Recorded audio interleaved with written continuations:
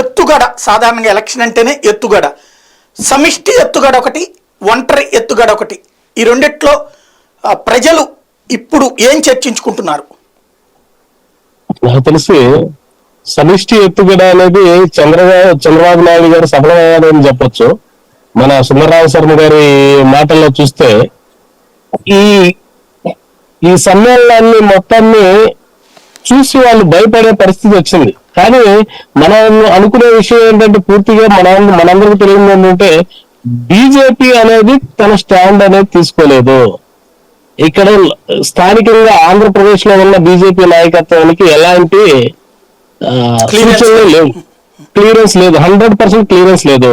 BJP అనేది నాకు తెలిసి జగన్మోహన్ రెడ్డి గారితో కలిసిపోయే పరిస్థితి ఉంటదేమో. బీజేపీ కనుక ఈ కూటమిలో చేరితే మాత్రమే జగన్మోహన్ రెడ్డి రానియడు, బీజేపీ వెళ్ళదు, అందులో లేదు. జగన్మోహన్ రెడ్డి గారికి అవసరం నాకు తెలిసి. జగన్మోహన్ రెడ్డి గారు చిన్నపిల్లల అట్లాగా ఉంటది. అవినాష్ రెడ్డి గారు చంద్రబాబు నాయుడు బయటకు ఒక్కసారి జగన్మోహన్ రెడ్డి గారు ఢిల్లీ వెళ్ళి రాగానే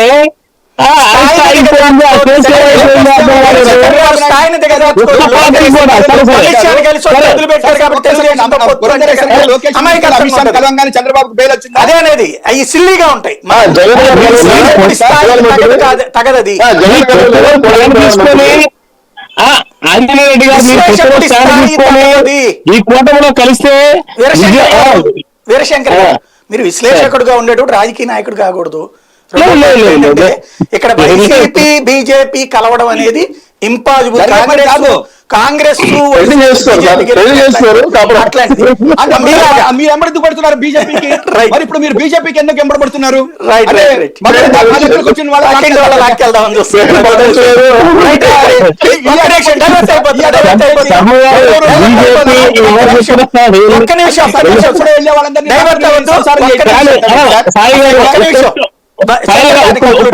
సాయి గారు, వీళ్ళు ఇప్పుడు అధికార పక్షం గానీ, ఇప్పుడు ఈ కూటమి గాని, వీళ్ళు ఎక్కడ కూడా ఇంత పెద్ద సభ ఏర్పాటు చేసుకున్నారు. సభ బాగానే సాగింది, ఈ కూటమి కూడా బాగానే ఉంది.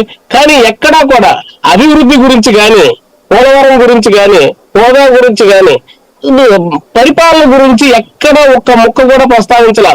ఏదో తెలియకేదో బాలయ్య గారు పోలవరం అది ఇదని 2-3 ముక్కలు మాట్లాడాడు. కానీ ఎందుకంటే గతంలో వీళ్ళు చేయలేరు, ప్రశ్నిస్తారనే ఉద్దేశంతో వీళ్ళు దాన్ని అసలు విషయాన్ని దాటేసి ఇది చేశారు. వీళ్ళు కూడా ఎవరు అధికార పక్షం జగన్మోహన్ రెడ్డి గారి దగ్గర నుంచి వైసీపీ మొత్తం వీళ్ళెవరు కూడా అభివృద్ధి గురించి ఏం మాట్లాడకుండా, దాని గురించి మాట్లాడకుండా ఉండాలనేది పార్టీలు. Thank you very much. Sharma గారు, శ్రీనివాస్ చౌదరి గారు, ఆంజనేయ రెడ్డి గారు.